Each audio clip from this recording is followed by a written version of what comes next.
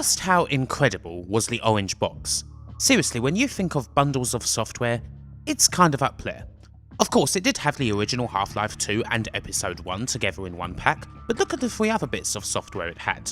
Team Fortress 2 was on there, the long-in-development sequel to one of the most popular HL multiplayer mods, and 10 years later it's still one of the most popular multiplayer games around.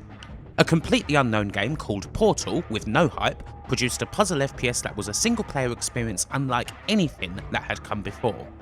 And then there was Half-Life 2 Episode 2, the latest installment in Gordon Freeman's story, the one new game where we basically knew what to expect, and it delivered on those high expectations. There was one thing we didn't expect though, that 10 years later, it would still be the last time we've seen Gordon Freeman, leaving one of the biggest cliffhangers in gaming entirely unresolved. Half-Life is one of my absolute favourite series. I replay all the games fairly often and consider them alongside Doom and Call of Duty 4 as basically the premier examples of how good an FPS can be.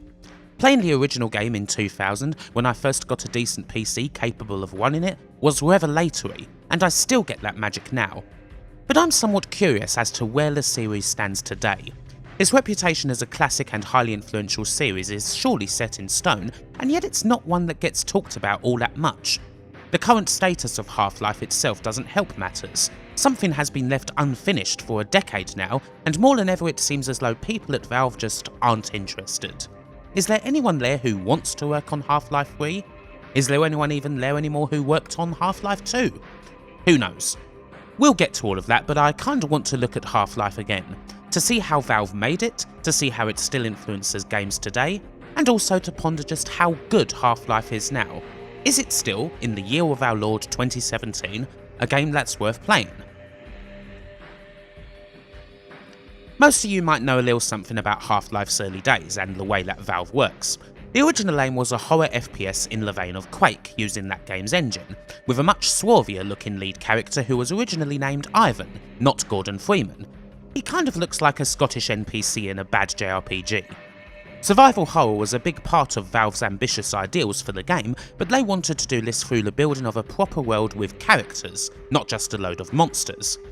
The world building is what would drive Half-Life and make it a very ambitious project, one that most publishers balked from until Sierra came along and signed Valve up to a one-game deal. The first result, set for release in late 1997, innovated in several areas but was not cohesive enough for Valve, so they decided to go back and rework everything in order to bring it to a whole. They did this with the help of the so-called Cabal, a group of 6 who would meet almost every day for 6 hours, and each time they would go through one aspect of the game at a time in intense detail, from the laying out of levels to the designs of the enemies and everything in between. Programming took these ideas and bashed them into existence. A writer, Mark Laidlaw, was employed to ensure a consistent storyline, and over the course of one seriously intense year, the rough elements of Half-Life became whole. On its November 19, 1998 release, it was a game changer. No FPS had done what Half-Life had done before it. None had managed to marry story and gameplay in such a way. None had made you feel as if you were inside the game as much as Half-Life did. Now, there are a couple of key rules in Half-Life's design that guide just about every level in the series. Firstly, the player sets the pace of the level. Every level in Half-Life has a lot of things that happen, events that dramatically change the layout of the level, or put Gordon in a different situation, or put him in a major shootout, or send some poor scientist to a grisly end. We'll break this down in a bit, but they are all controlled by the player and happen in close proximity to them, or by the player's own trigger. The player is warned if they are in immediate danger, and the level responds to basically anything that the player can do. When you shoot a bullet into the wall, it leaves a mark. That seems like such a small thing now, but how many FPSs featured bullet hole decals in the wall before Half-Life 1? But that first part is what's important. The player sets the pace. Half-Life, for the most part, is as fast or as slow as you want it to be. Of course, there's one time where the game does dictate the pace to you. The opening, in which our 27-year-old MIT graduate hero, Gordon Freeman, rides the train to work. He's late. Leaving aside how this sort of world building and atmospheric sequence hadn't been done before in an FPS, there's still a lot of things happening here. Getting the sight of a chopper landing, some scientists banging on the doors, heavy loaders moving equipment, all those announcements, and of course our first sight of that strange looking suited man. Every on-rail sequence like this since follows much the same formula. Call of Duty 4, 9 years after. You're a deposed ruler, and this ride through a city under control by a separatist group is going to end quite badly for you. This sequence is exceptional, Half-Life's is purposefully mundane, but both have the exact same structure. There are things happening all around you, and you keep looking around and finding them. The feeling of it being just like any other day follows once you get off the train and you make your way to the test chamber. Well, that is unless, like me, you cheat with the console and spend 30 minutes or so abusing and shooting innocent scientists because, my god, what are you doing, is the funniest line in the history of video games. Look, I mean, someone made a mod called Scientist Slaughterhouse for HL1, so I doubt I'm alone here. You can bother scientists in less homicidal ways if you wish. Don't forget to repeatedly press the microwave and blow up the lunch that's cooking in there because that's canon. No, seriously, that is canon, and if you don't blow up the lunch then you will eventually create a time paradox that obliterates Gordon and dooms the world to eternal combine wool. Okay, maybe not, but do it anyway. Every Half-Life playthrough must start with half an hour to an hour of scientist-based fun before finally turning off the cheats and proceeding through as normal. Anyway, the test chamber happens, unforeseen consequences happen, and the game begins in earnest. Gordon, his HEV suit, his crowbar, and all the other weapons that will help him defeat the Headcrabs, Zombies, Vortigaunts, and all the other alien species who are suddenly here thanks to the resonance cascade. The actual plot of Half-Life is quite simple. You are only driven by a couple of things. First off, you have to get to the surface, and then you must go to the Lambda Labs at the other end of Black Mesa. You don't know what is actually here for most of the game, although whatever it is might actually solve this mess. It obviously becomes clearer that Black Mesa were involved in some very shady things, which is kinda why the military come with the aim of wiping out everyone, scientists included, in order to cover up the fact that Black Mesa have kinda been playing around with aliens for all this time. As much as the last portion of the game comes out of nowhere, Gordon himself was never privy to such information. He never knew what was inside of that test capsule. He doesn't need to know such things. He knows at least to be thankful for hazard suits. He's a strange hero to place, isn't he? Kinda like Link, Gordon has become the mascot for the protagonist as an avatar for yourself, something further boosted by all we know about his background being so mundane. And yet there must be some reason why the G-Man takes such an interest in him. As it is, the Gordon Freeman hero type is still one that gets lots of play today, as does Half-Life's usage of scripted events. Many FPSs or games as a whole still follow that formula of changing areas completely once you get near them thanks to a thing happening. All that feels modern too. What feels less modern is of course the corridor aspect of Half-Life, meaning that you tend to face enemies in small spaces most of the time, peeking around corners and so on. What this means is that in Half-Life, you tend to face smaller groups of enemies more often, as opposed to larger hordes that would be more comfortable in bigger spaces. Even a space that HL would consider big usually only features around 4 to 5 enemies. What's changed is that FPS games these days tend to feature a lot more open spaces. Enemies approach you from different angles, you can approach them from different angles, there's more scope for enemies to enter an area, and you as a player have to be more creative with your cover instead of just hiding behind the nearest wall. For the most part, a wall is sufficient in HL1, especially when enemies tend to rush you instead of waiting for you to come. The enemies themselves all have an important place in Half-Life. Some are highly aggressive, whereas some are more distracting. The Headcrab is always great at being annoying, especially when facing other enemies along with it. Vortigaunts make for good stopgaps, often making sure you have to pause and deal with them before anything else. The grunts that you end up facing, both human and alien, will chase you down to the ends of the earth, while also being intelligent enough to force you out of hiding with grenades and rushes. And then there's strange ones like the Hound Eye and the Barnacle. Hound Eyes are great at alerting other enemies to your presence. The Barnacle is, if broken down, no more than a straight vertical line from the top. But that tongue, while often used in puzzles and to promote careful movement, can have several moments of ingenious application throughout the series. The effectiveness of enemies often depends on the environment they're in. The corridors that you often operate in can be advantageous to the humans, for example, but less advantageous to the more alien species. There's always a corner you can hide away in. Of course, there's one exception to that: Zen, the border world that the scientists have been using. Zen is the big controversial part of Half-Life, the end of the game where you jump into a portal and suddenly find yourself in an alien world where everything changes, including how the game plays. Of course there's less gravity, meaning there's lots of huge jumping puzzles, but then HL1 does have a few of those anyway. What really changes is the open spaces. Suddenly the game's full of them, and the amount of enemies you face in a situation rises sharply. One particular enemy benefits greatly from this, the Enslaved Vortigaunts. Vortigaunts appear from the beginning of the game, and they charge up hit scan based energy blasts when they see you. They hurt a lot, but you avoid them simply by breaking the line of sight before they fire, like going into cover. They're kind of like archviles from Doom. Vorties are for the most part very easy enemies to deal with for most of the game. They're weak and they're awful in corridors. But then you get to Zen with its big open spaces, lack of cover, and Vortigaunts dotted all around. In the plot you're now on the Vorties' home pitch, and they go from being an easy enemy to deal with to being the most dangerous enemies in the game short of boss monsters, simply because of the wide open spaces that they're in. It's quite interesting how Half-Life completely changes the danger of this one enemy type through the environment they occupy, as opposed to just making them faster or stronger. It's one example of the entirely new ways and methods that Half-Life applies to the FPS. Zen always gets a mixed reaction from people because it's so different. Particularly at the time, it was common opinion to say that most of Half-Life 1 was great, but it was a shame about Zen.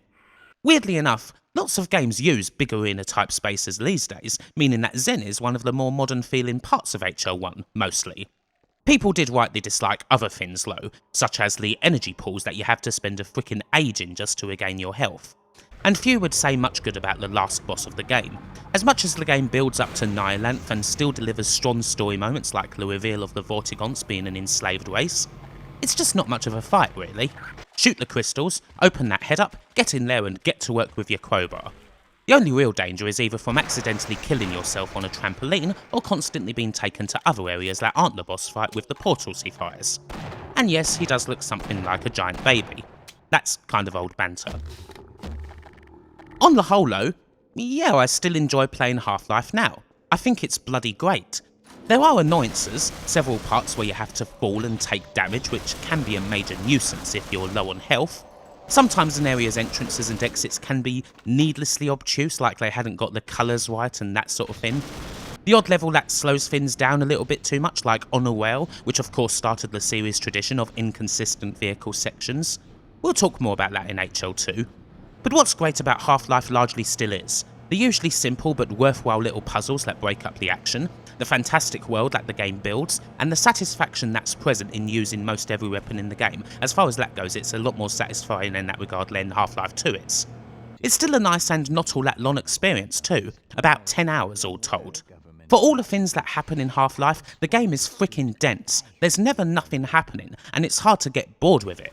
It's still one of the most important and most influential FPSs ever, even if people aren't necessarily reading from the whole of the book anymore, and still a largely fantastic game.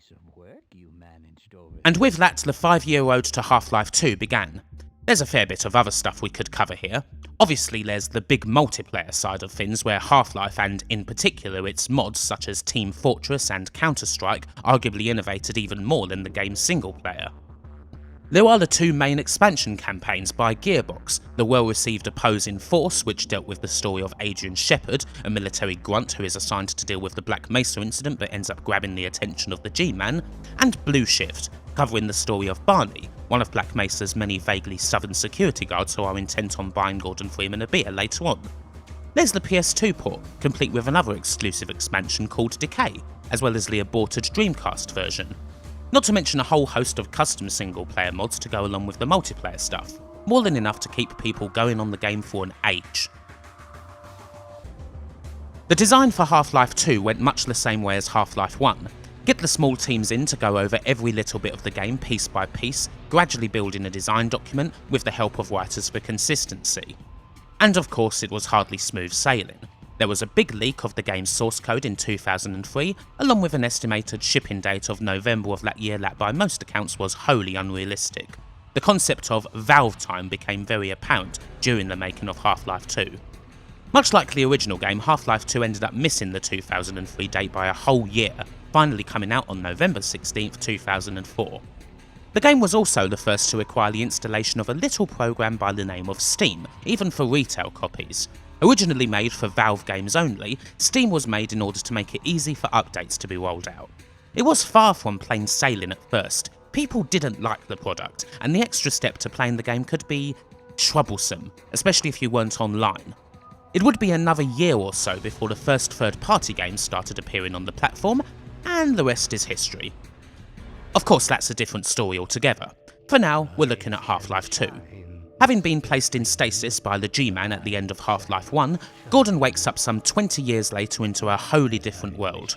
The Black Mesa incident was catastrophic. It caused portal storms to open up around the world, releasing aliens from other dimensions. And then the Combine came along. An all-conquering race that tore the combined armies of the Earth apart in no less than 7 hours. The world is now under Combine control, spared by the negotiations, or more aptly surrender, of Dr. Wallace Breen, the former administrator of Black Mesa who now leads humanity. There are no children in Half-Life 2 because the Combine's repression field has made everybody infertile. This is all the sort of thing that in a lot of games would be told in like a 30-minute cutscene or something like that. In Half-Life 2 you just get little snippets of it, newspaper clippings here and there.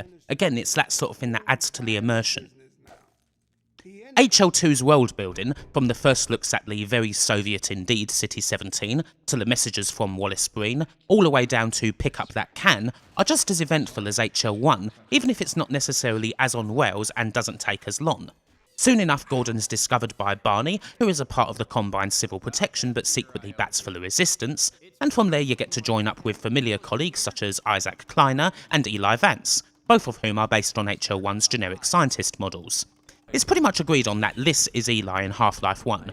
You only see him right after the cascade with a colleague who maybe was supposed to be Isaac?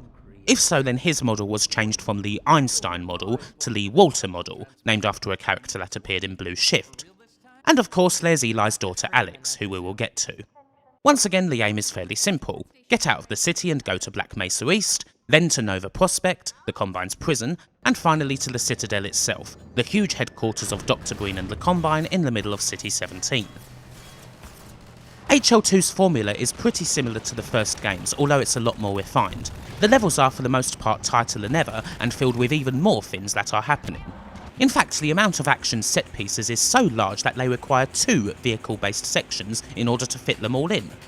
I think of Half-Life 2 in many ways as like Valve trying to make an action movie. It's got movie-style stunts and set pieces, and even the shootouts play out like they would in an action movie, with the Combine forming positions, moving in and out of cover in ways we'd not often seen in games before that point, right down to their final cries of death and usual theatric ragdoll falling off of something. If there ever was a Half-Life 2 movie, it probably wouldn't look that much different to the game. It's a game full of ideas, that's for sure.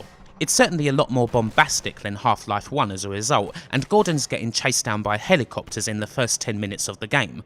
And it's got the physics too, thanks to the new Source engine. That's why the Combine flail about so madly.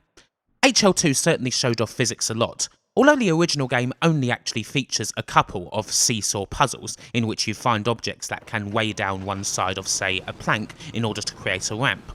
Physics engines were very common after Half-Life 2, and plenty of other games would take HL2's example and overuse it greatly to the point where overuse of physics became something of a meme, and that was annoying, but it wasn't really Half-Life 2's fault. Half-Life 2 generally uses it very well. As with Half-Life 1, there's no stage of the game that isn't eventful. They're all packed with stuff and try to do their own thing, as if they're all a bunch of people consciously trying to perform a masterstroke. One effect this has is that discussion of Half-Life 2 can result in wildly different opinions as to what stages are best and which ones just don't work. Everyone has their own favourite and least favourite portions of the game. Does this mean that Half-Life 2 isn't exactly the most consistent of games? Yeah, a little, although the journey as a whole still makes it a great frickin' game. In any case, when every stage tries to stand out so much, it's only fair to tell you where I stand on these important issues.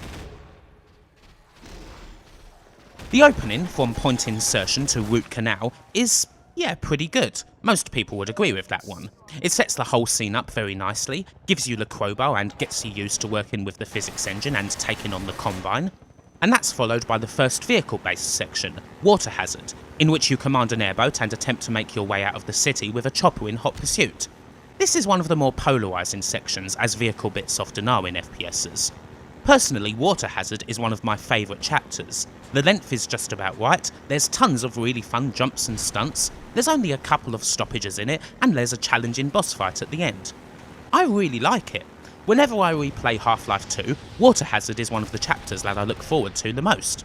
It's certainly a lot better than the other vehicles section, and it helps to establish just how large City 17 actually is, sort of like a more action-packed tram ride.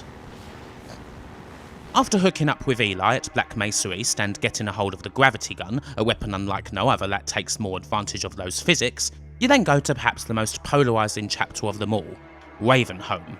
Some love this and some hate it. One thing's for sure is that it's certainly very different.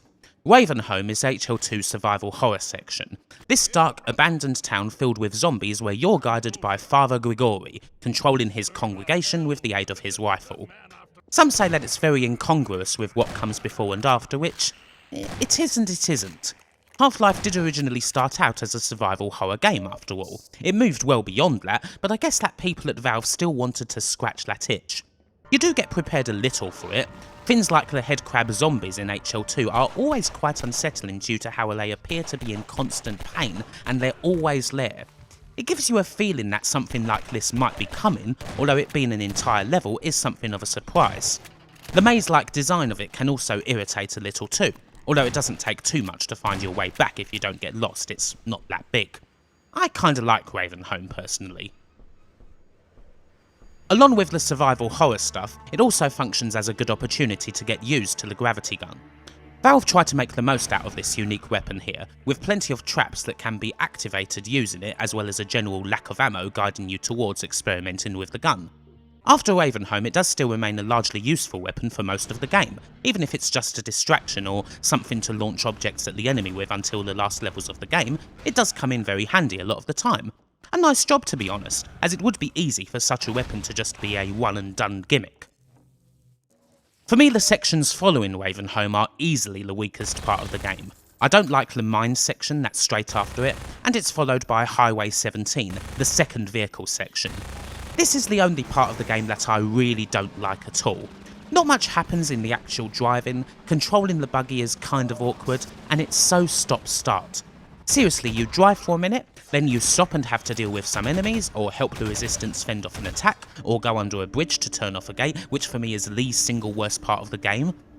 I really don't like anything about Highway 17, and it's an easy pick for me as the worst chapter.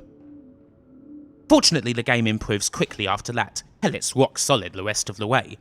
I used to not like Sand Traps, a puzzle-based section where the floor is lava and you have to avoid touching it so as not to bother the antlions, but I enjoyed it more here when I figured out that you don't just have to progress very slowly by using the gravity gun to fling bits of rubble everywhere. It's quite fun actually. Nova Prospect and Entanglement? Yeah, they're great. It's all about antlions and Alex helping you kick ass, and the surroundings are good. Any crap's worth it for Anti-Citizen 1 and Follow Freeman, squads of the Resistance doing your bidding, fighting with the Striders. And the Citadel itself? 3 words. Super Gravity Gun. So really, there's only one major low point for me, one section where you're driving a buggy, and at the very least it still keeps you busy because the key part of Half-Life is that things never stop happening. That's something a lot of the shooters inspired heavily by HL2 tended to forget. If you want to make an FPS like Half-Life, then you need to keep things exciting, all the time. Something like Duke Nukem Forever, for example, is a Half-Life 2 inspired shooter where much less things happen, and because of that it's repetitive and dull. If HL2 didn't have the set pieces it had, it would suffer the same fate, but there's still a pace about it, with important sections of downtime that only add to the suspense and anticipation. As you can probably imagine, most of these levels were made by entirely different teams. They tested many things down to the last detail and made them as packed as possible. And still, despite this, Half-Life 2 hands together as a whole, integrating and flowing very well for the most part. It seems to me that people don't really make shooters a lot like Half-Life anymore. Nowadays you tend to have different formulas. There's the open world game like Far Cry, where you take on missions at your leisure and there's all sorts of side things to do. These games do take elements from Half-Life, although the package is totally different. The older school types are still around more than ever, big arena-based shooters like the new Doom and to a lesser extent Wolfenstein. Call of Duty still somewhat flies the flag for cutscenes in gameplay and a lot of things happening, but that game's single player campaigns really are not what they were back in the glory days of COD 4. Also, the puzzle element is something that a lot of these games have lost along the way. Although some games overuse them, they do break up the action fairly nicely in Half-Life 2. However, at some point, puzzling and platforming in FPSs became a big no-no for quite a while. It's only recently that it started to come back in. Outliers like Mirror's Edge can be thanked, although you can also point to the new Doom, again, and perhaps Dying Light as well. Even then, Half-Life isn't exactly a parkour type game where you jump around quickly with a flow. You have to consider those jumps, otherwise they will screw you. So perhaps Half-Life 2's influence has become a little normalised over time. Every game has ragdoll physics now, games have merged story and gameplay for years, and so on. But it still sure is fun. It is still for me an ideal for an FPS, particularly because it's lean and mean, as are all of Valve's games. The open world games chock full of secrets and side quests and all that hold less appeal for me, because I think they end up being that little bit too bloated. I tend to really enjoy something like a Far Cry game for a while, but then I get kinda bored because I spend too much time screwing around. The Half-Life games though? They're pretty short. Half-Life 1 and 2 both come in at around about 8 to 10 hours each. The 2 episodes we got are probably about the same added up, and there's very little wasted time in either of them. Just a buggy section here, a water-based section there. If there's one thing I miss about a lot of FPSs these days, it's Half-Life's forward motion, something that you're always totally in control of. And again, that's not to say there isn't downtime, but it's appropriate and adds to the suspense, unlike something like a COD campaign that features no downtime at all and thus ends up being kinda one note before too long. Is it always necessary to learn new skills to level up someone who should probably be pretty skilled already? I don't think so, to be honest. Another thing about Half-Life 2 is, it just manages to get its characters so spot on. All of them, without exception, feel natural and real. They're brilliantly acted, they don't even have that many corny script lines. When you look at something like Half-Life and see how it managed to get things so right in 2004, you wonder why so many games struggle with it now. Look at Alex Vance. She's a brilliant partner because the game keeps things so simple. She handles herself in firefights without being so good that she basically plays the game for you, she doesn't get in the way all of the time, and her character actually feels realistic. Dr. Breen is a fantastic villain without being in any way over the top. The other characters, from Izzy to Barney, Eli to Judith, all great. They feel human. And consider also that Valve never used any motion capture for the game or anything like that. All of this natural and subtle facial animation was achieved through sliders and the like. I do wonder how come so few games managed to get it right like Half-Life did. Is it the Hollywood influence? Are more and more games looking a bit too inward these days and only being inspired by other games? Is there too much box ticking and executive meddling going on? Is Mark Laidlaw just that good a writer? I'm not sure. Half-Life 2 isn't necessarily perfect, but it's not all that far away. The episodes did their part as well, particularly the fantastic episode 2, which added yet more strands to the story and a few more amazing sequences before leaving us on that unbelievable cliffhanger. It seems like we'll never know what happens next, whether we'd actually be able to take out the advisors, whether Judith is still alive or not, and how Alex and Gordon take revenge for the person that they just lost. Valve seemed to get themselves a bit sidetracked, and as time's gone on, the prospect of Half-Life 3 has just gotten further and further away. Most of the people who used to work on Half-Life are long gone. Most of the people at Valve seem to work on things that aren't games. They're notoriously secretive so that you never truly know what's going on over there, but the words we've got recently don't inspire much confidence. Who can say that Half-Life 3, if it ever came out, would be anything like what came before it? But it seems to have been lost. Hopefully one day someone will find it again and finish the story, because quite frankly, the game doesn't deserve to be lost, and Half-Life deserves to fully reclaim the status it should have as one of the greatest game series there ever was. Bye for now.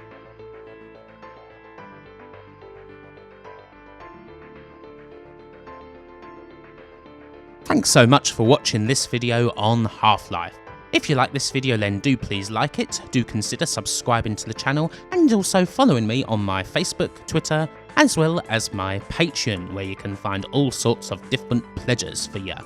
Anyway, for this video, I would like to thank the following: Adam Schaefer, Andrew Dalton, Andy Capt, Audie Sawley, Conformist, Dustin Cooper, Gary Pinkett, George Newton, Guatham Blackpool, Guy Middleton, Ian Roberts, James Idd, James Loveridge, Jason Durso, Jason Goy, Jason Leach, Jason Stevens, Johan Eriksson, John Scott, Josh Jensen, L. O'Brien, Lee Norris, ManagerSim.net, Mark Heslop, Mark Johnston, Mark Whittington, Martin Pataki, Nanette McCrone, Olaf Albeen, Pete Morris, Peter Jack, Peter Sidorn, Phil Taprog, Potter Margell, Rachel Maxwell, Romeo, Ryan Wyatt Coleman, Sean Zoltek, Seth Robinson, Simon Gulliver, Taylor Armand, Leon Natural, Tanya J, Twisted Squote, Vishar D, and Yerka Operator.